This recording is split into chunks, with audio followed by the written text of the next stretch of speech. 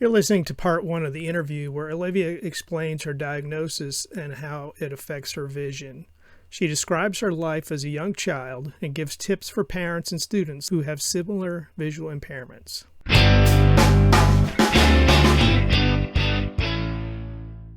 Welcome to Water Prairie Chronicles, Olivia. Everyone, this is Olivia. She's agreed to come on today and to tell us a little bit about her life and things that she's been up to lately. So welcome, Olivia. Thank you. I'm glad to be here. Oh, you're welcome. So tell me, what are some things that you've been up to recently?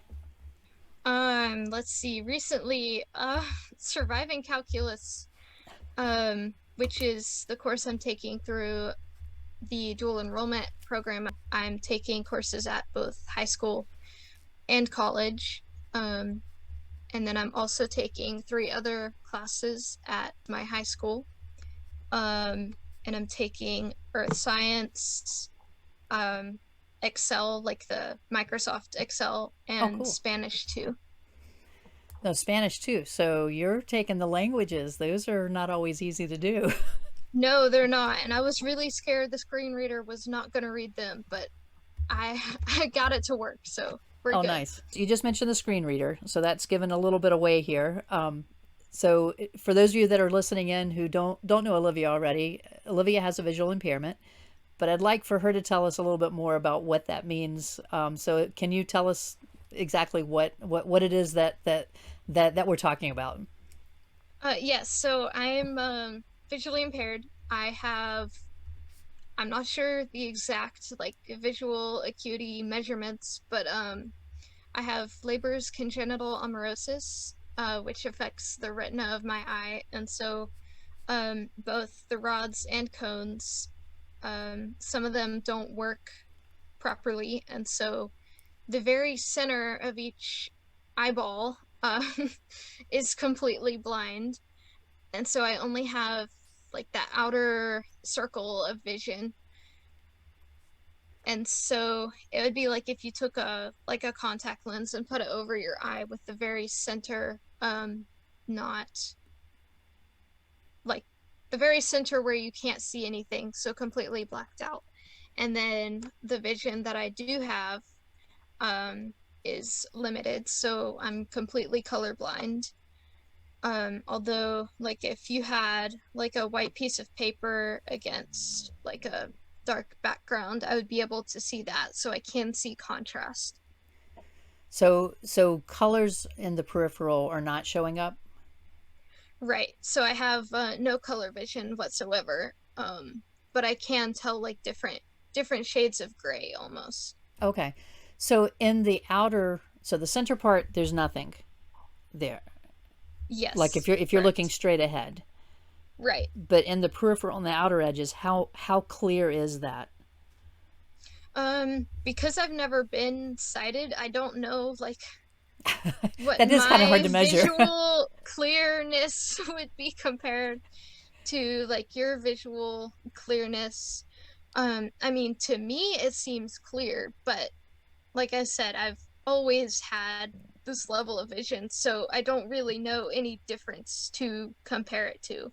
So it's a fair statement because I think a lot of times that whenever we think of someone that has a visual impairment or even full blindness, that it goes from having, like you said, what I see today to having what you see today. And that's not necessarily the case. So your interpretation of what you're seeing is based on your experiences. And so it's not Right. is and but you have had a change, or have you had a change throughout your life? No, so mine stayed pretty stable throughout my life. Okay. Um, Even though like I've been told I could lose vision as I get older, like as of right now, it's stable. Nice. Nice. Stable is always a good diagnosis, isn't it? Yes. so, so you said you've always had this. When did you first realize that you had something that, I mean, because as a baby, you don't know anything. You just know who you are, and this is just you. But do you know when you were first aware that you had a visual impairment? Well, I got diagnosed with LCA at 6 months, and so obviously my parents knew way before I had the capability, and of knowing. And so I don't know. I mean, I guess because it wasn't like I was sighted at 2 and then couldn't see at 3. It was just growing up like normal, except I did struggle a little bit because I was like, well, all the other kids like on the playground can run and see where they're going, and if I tried to do that, I ran into a pole or tripped over a stick or whatever. So there was that kind of bit of I guess understanding that I had to overcome to be like, okay, I don't see as well as these people, as everyone else who's fully sighted, which I guess it takes a while as a child because you don't have the capability to understand the kind of in between of you can see, but at the same time you can't. So it took me a while to fully grasp that, but I've always known that I do see differently than other people, even from like 1, 2 years old. Okay, so it's what I was wondering. Was it more elementary school or younger? I can remember, and for those of you listening, Olivia's family and my family have known each other since Olivia was in preschool. So we had different activities that we did together back then, and then we got to know each other better as our kids got older. But back even in preschool, when you were in common area that you were familiar with, people would have no idea that you weren't able to see because you knew where you were and kind of had it all paced out, I think. Yeah, and that's even true today. When I know an area really well, the only thing that's giving it away is my cane. And back then in preschool, I I had a cane, but I didn't use it very often because when you're a toddler, you're always holding on to your mom's hand or whatever. And so I wasn't independently traveling like I am now. But yeah, you're right. People would get really confused because they would see me um navigating a place perfectly normally because I have enough vision to be like, okay, at the couch, I turn left and go down this hall and there's the bathroom, or um just basically enough vision to see objects to know, okay, here's where this is in relation to the couch, or whatever room I'm in. um but yeah, today it's a little, people know because I have my cane, but I was at this camp last summer and it took my counselor about halfway through the week to realize I can see big objects. But she was showing us archery and she was like, "What? I thought you could see. I was only letting those who were completely blind feel it because we're running out of time." I'm like, "No, I can see you standing there, but I don't know what you're doing with the bow and arrow to to demonstrate how we're supposed to fire the arrow." Now, some of our listeners may be a little concerned that you're firing an arrow and not able to see I your actually target. got a bullseye, so it was in a contained range. I wasn't just in my backyard firing arrows. Right. It was at a camp for visually impaired students, and so it was contained. I knew where I was aiming. There was no one in the way. Did they use a beeping target for you, or did you just have the range of where you were going? No, no, they didn't have beeping targets, but the targets, you know how they're kind of swirly, um, like what a target looks like. They were against a dark background, and so I was able to see the contrast of the light colored Oh, target yeah. versus the dark background. So we were talking about when you were younger. When you were an infant, did you have home services? Yes. So I don't know the exact timing, but I know around like 2 or 3, I had someone who would come out to the house and kind of work with me because as a sighted child, you would see, you know, uh, anything that's in like a room or whatever, and you'd be like, oh, I'm gonna crawl over here and explore this, or I'm gonna, you know, go over here and mess with this, or whatever. But as a blind child or a visually impaired, for me, I had enough vision. I knew there was stuff in the room, and I was constantly moving. Any person who would come out to our house was just like, I don't even know what to do with your child, because she's so active and just constantly moving. But yeah, so they just mainly worked on, from what I've been told, like just kind of getting moving, and which was not a problem for me. Yeah. I think I did have an occupational therapist, and I think maybe a physical therapist, to help like with walking and stuff. But obviously I was like one. I don't remember. You don't remember any of this. But So when I you do turn, know yeah, go ahead. I'm sorry.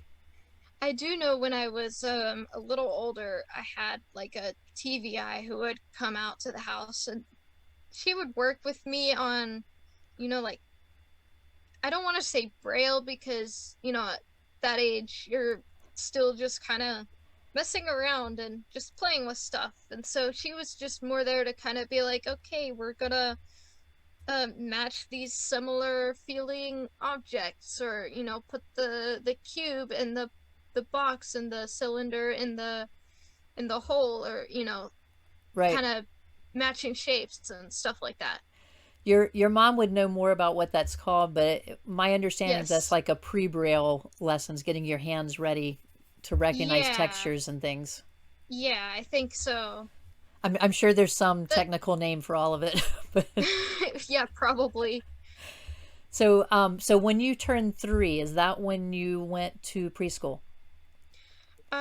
Yes, I think so. I went to the Governor Moorhead preschool, and I think I attended for either 1 or 2 years, and then I went to another preschool, which was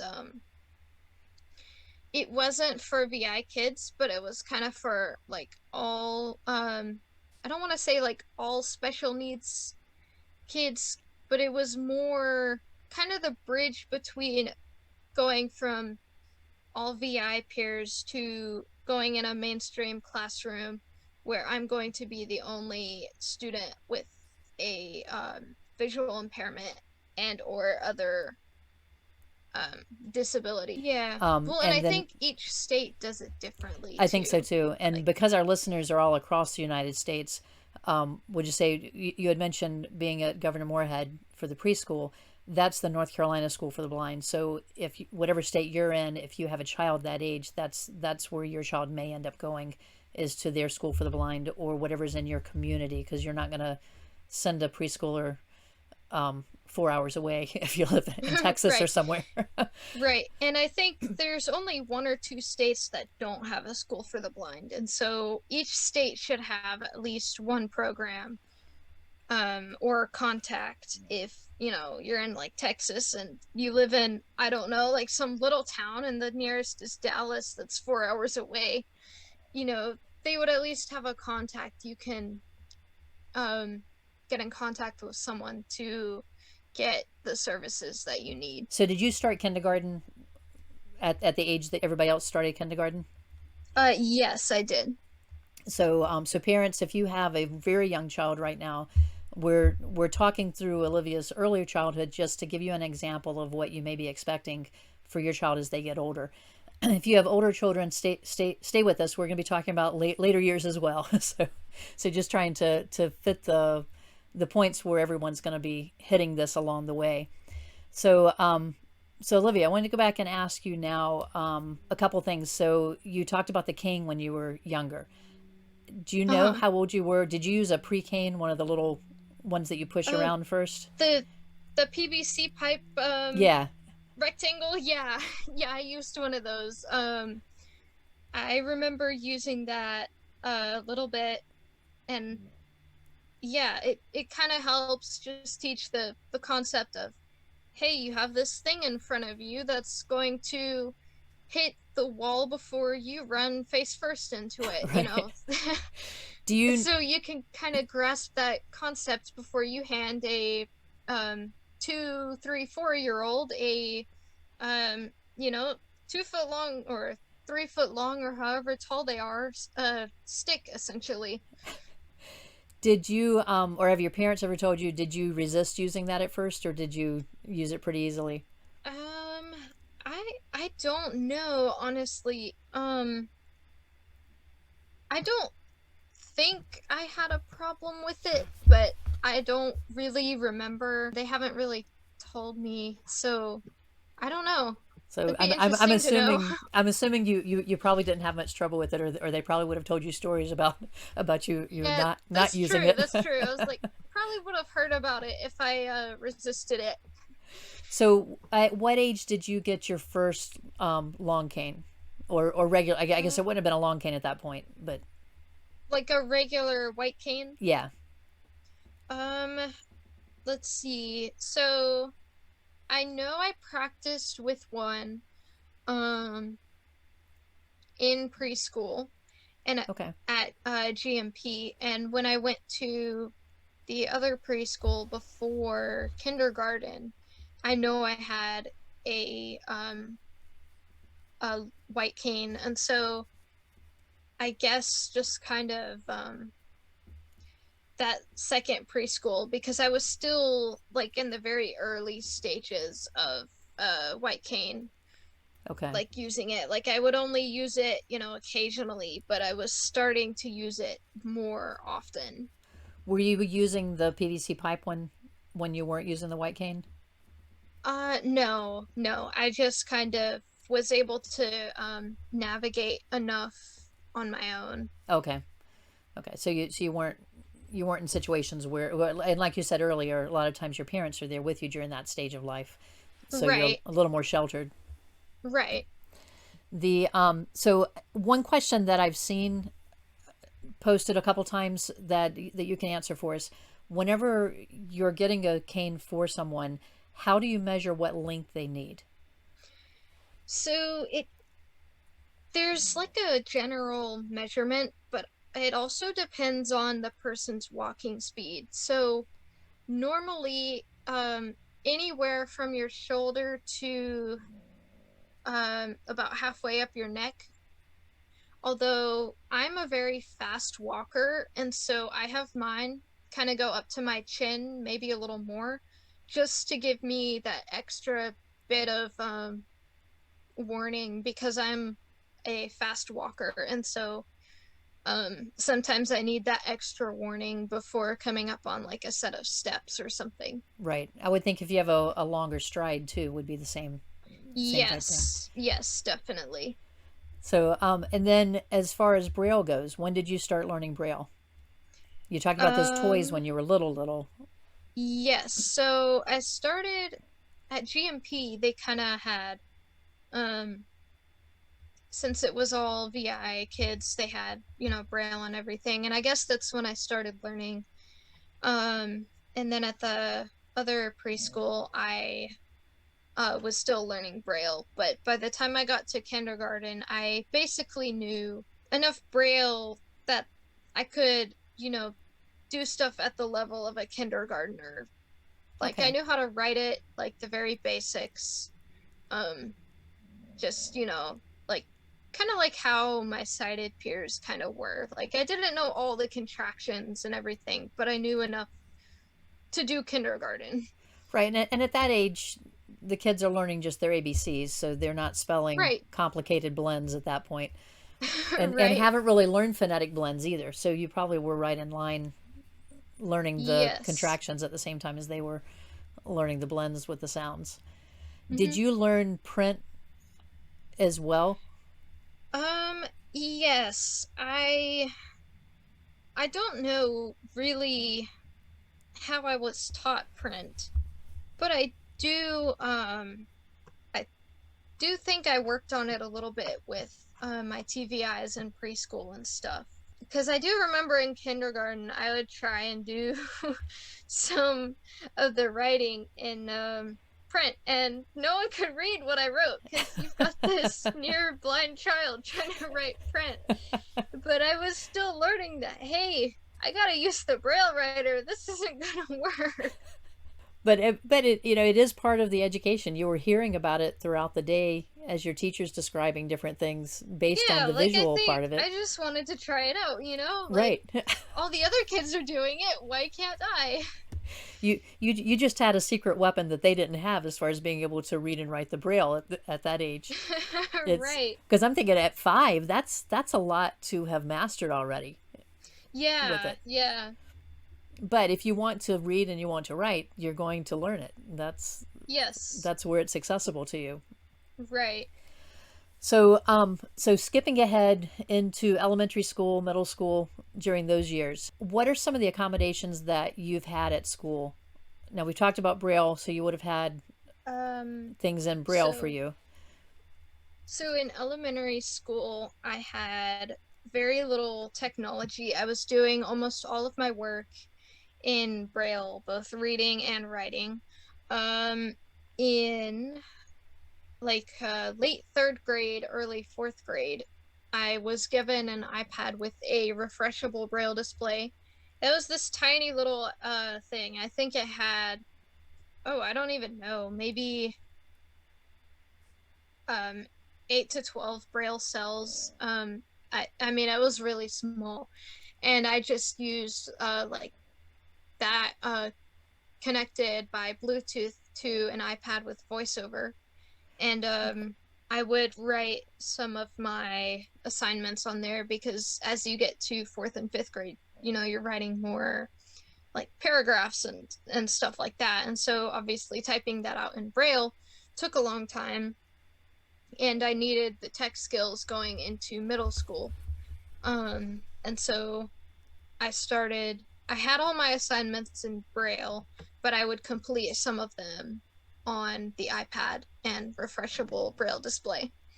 So you were talking about completing them on the iPad. How were you inputting the writing that you were doing? I was writing, so with the refresher Braille is what it's called. You, on the 8 to 12 Braille cells, you can read what's on the screen. And above that, this Braille cells, there's keys where you literally type Braille, and it puts the print onto the iPad screen. Okay, so it's like a small little Braille writer that attaches to it. Yeah, pretty much. Okay, well that's interesting. I never saw that. I'm thinking 8 to 10 cells. You have words longer than that.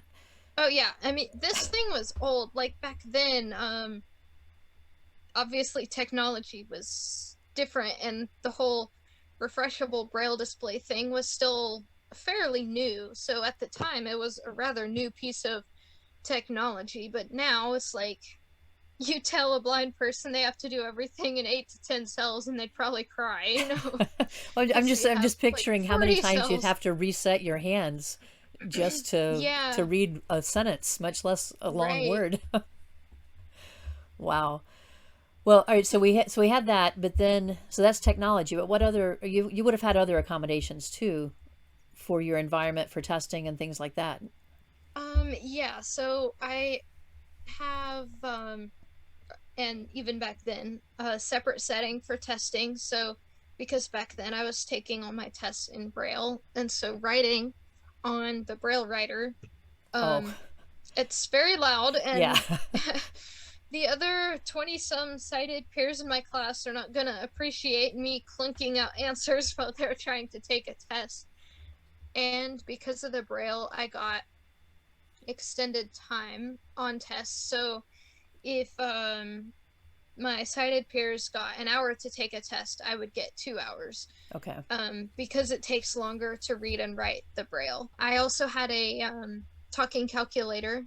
So for math, I don't even know what type of calculator it was back then. It was this big, 6-inch by 6-inch square. It could do very basic calculations, but that's what I used all throughout elementary school. Whenever your classes would do a video in class or something like that, Mm-hmm.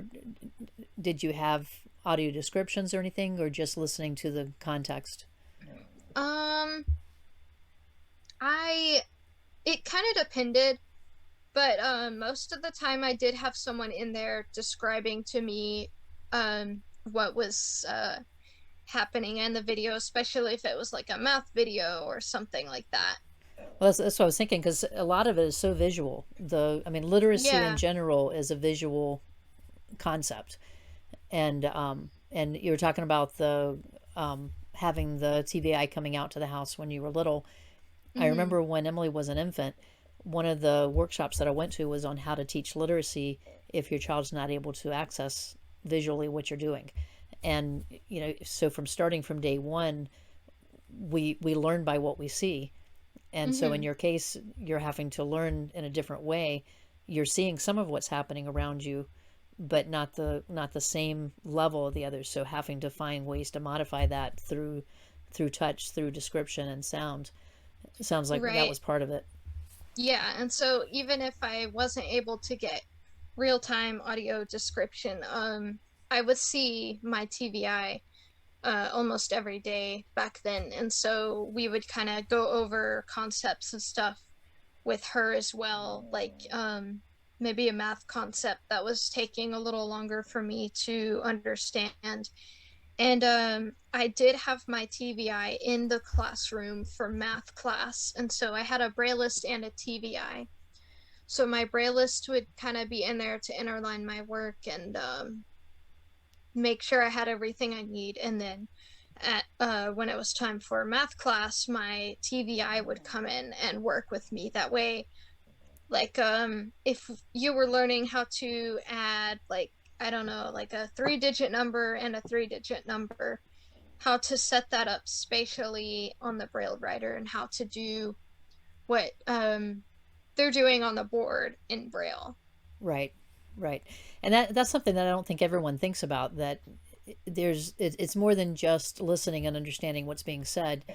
A lot of these things, like you're saying, with numbers, you have to know how to line them up, or you can't do the Right, math. I mean, it only right. works one way.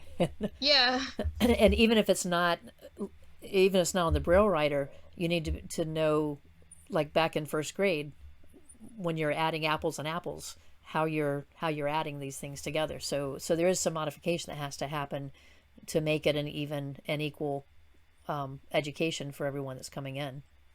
right. So still thinking about those elementary and middle school years, for parents who have young children now who have a visual impairment, do you have any tips for them as far as how they can help their children in the years to come as they go through elementary school and middle school? Exposure to technology is definitely important. I was very behind in knowing technology, even though I did all of my coursework, or most of my coursework, I should say, on a Braille display and iPad. Obviously, you're not going to go through a job with an iPad and a Braille display. And so, definitely by fourth or fifth grade, starting to learn and understand at least basic keyboarding and screen reader skills is definitely important. And obviously, no one expects a kindergartner to do their coursework on an iPad, but definitely by second, third grade, iPad and refresher Braille. But um, definitely understanding the the basics of just Braille and how equations are laid out, like for math, is definitely helpful going into using technology, because you can only feel what's on those 10 or 30 or 40 Braille cells. And so it's harder to get a feel for the overall equation like you can in Braille. So understanding the whole spatial format of how something's laid out is definitely beneficial. So you were talking about screen readers. Is there a screen reader that you recommend?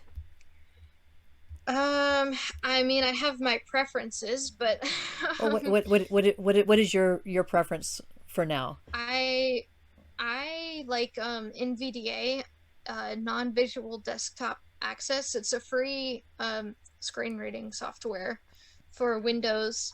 There's another one, JAWS, Job Access with Speech. That one you have to pay for, and it's like $1,000. Wow. Luckily, the school will pay for it for you, so you can get you can request like a student subscription or whatever, and the school will cover that for you. And then for the iPad, VoiceOver, which is like the same screen reader you would use on the iPhone or smartwatch or whatever. Um, if you were visually impaired, VoiceOver is just on the iPad. If you go into settings and accessibility, you'll see it there. You don't have to download it or anything. Okay. So That's the that nice everyone thing should have. about Apple is it is right there ready to go. It's I know I've learned that even for typing, I like the responsiveness of the voice dictation better on that. Yes, I use the voice dictation all the time because typing it out is so slow on a phone or an iPad. So, do you have any tips for the kids themselves? Especially kids that are maybe in kindergarten now, first grade. They're not really thinking about the next few years, but as far as not just learning, but just social interactions with friends and things that they may want to do. Um, let's see. Well, I would say kind of having patience with your classmates who may not understand fully your visual impairment or whatever else you may have, because it is hard for younger kids to understand. Um, and even the kids themselves who have the disability, hey, I'm different, um, but that doesn't mean I can't do everything like everyone else can. So just kind of knowing that just because your classmate may say something a little funny, or the classic how many fingers am I holding up, they're trying to figure out what, or I would at least hope they're trying to figure out what you can and can't see to better help you, and they're not just doing it to be obnoxious. Of course there are some people who do that just to be obnoxious, but just kind of explain it the best that you can. And obviously it's different for different person to person, but yeah, just be open about it, and share what you're comfortable with. But if you can get one or two people to kind of understand what you have or whatever, that can really really be helpful later on. Do you, for you personally, when you were younger, were you the type of kid that would rather someone ask you what you could or couldn't see, or would you rather them not ask you at all? Let's see. Well, it it kind of depended really, because back then, like, when kids are younger, they don't just go up to you and be like, "Hey, how much uh can you see, if you don't mind me asking?" They're just more like, "Can you see this?" Or, True. "Can you tell me this?" Or, so and back then I did get annoyed when kids would come up to me and be like, "Can you see this?" I'd be like, "No, I'm visually impaired. Stop it." you know. But yeah, I mean, today it's not as bad because I'm interacting with peers my age and adults and stuff who kind of understand that walking up to someone and holding up fingers and saying, "How many fingers am I holding up?" is not an acceptable way to know how much someone can or can't see. You've been listening to the first part of my interview with Olivia. The second part of the interview is listed under episode number 3, part 2. Be sure to listen to that part as Olivia gives some tips for teachers who work with visually impaired students, some of the activities she's involved in, and plans for the future. Olivia was a national finalist in the 2021 Braille Challenge. If you're not familiar with the Braille Challenge, it's a national competition for visually impaired students. They go through some pretty rigorous testing to prove their skills in reading and writing Braille, as well as having some fun built in between sessions. It's a great way to get connected with other visually impaired students.